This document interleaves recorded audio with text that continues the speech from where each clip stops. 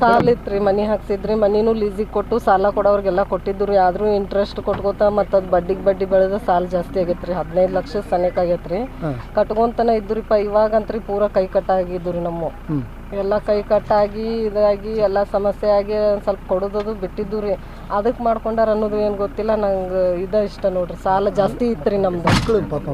ಮಕ್ಕಳು ಕರ್ಕೊಂಡು ಮಾಡ್ಕೊಂಡಿದ್ದಾರೆ. ನಾನು ಕೆಲ್ಸಕ್ಕೆ ಹೋಗಿದ್ದೆ ರೀ.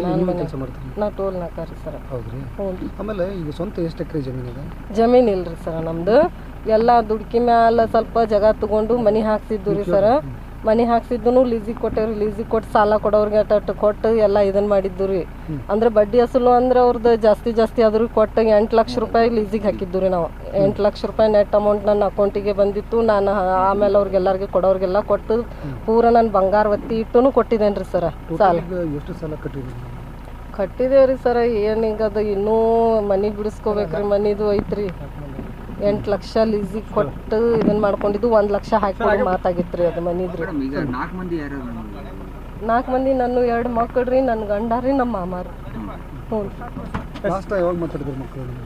ಮಕ್ಕಳು ಬೆಳಗ್ಗೆ ಮಾತಾಡ್ಯಾರ. ಬೆಳಿಗ್ಗೆ ಆಟ ಆಡತ್ತಿದ್ದ ನಮ್ಮ ಸಣ್ಣ ಮಗ, ನಮ್ಮ ಮಾಮನ ಮಗ, ನನ್ನ ಮಗ ಕೂಡಿ ಆಟ ಆಡತ್ತಿದ್ರು.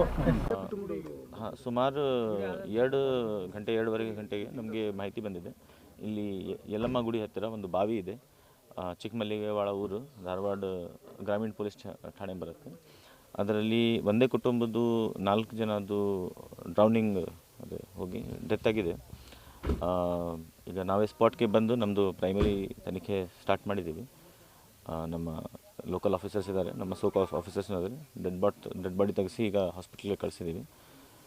ಯಾವ ಕಾರಣಕ್ಕೆ ಸದ್ಯಕ್ಕೆ ಗೊತ್ತಿಲ್ಲ. ಬರೀ ನಮ್ಮದು ಸ್ಟಾರ್ಟ್ ಆಗಿದೆ. ಒಂದು ಇನ್ವೆಸ್ಟಿಗೇಷನ್ ಆದಮೇಲೆ ಹೇಳ್ಬೋದು. 4 ಜನ ಸರ್ ಅಂದ್ರೆ ಯಾವ ರೀತಿ ಸಂಬಂಧ?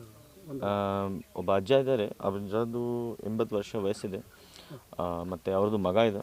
ಮಗದು ಅರೌಂಡ್ 40 ವರ್ಷ ವಯಸ್ಸಿದೆ. ಮಗದು 2 ಮಕ್ಕಳು ಇದ್ದಾರೆ.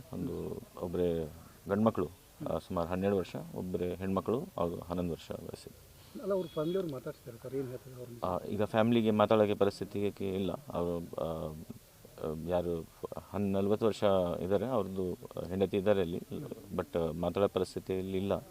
ಸ್ವಲ್ಪ ಟೈಮ್ ನಂತರ ನಮ್ಮದು ಇನ್ವೆಸ್ಟಿಗೇಷನ್ ಸ್ಟಾರ್ಟ್ ಮಾಡ್ತೀವಿ. ಆವಾಗ ಸ್ವಂತ ಅಲ್ಲ, ಗುಡಿದು ಬಾವಿ.